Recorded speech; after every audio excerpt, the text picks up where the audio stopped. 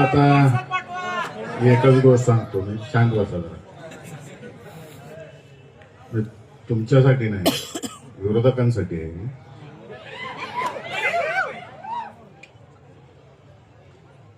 धुरंधर picture बघितलाच असेल, घायल हो इसलिए घातक हो. धन्यवाद.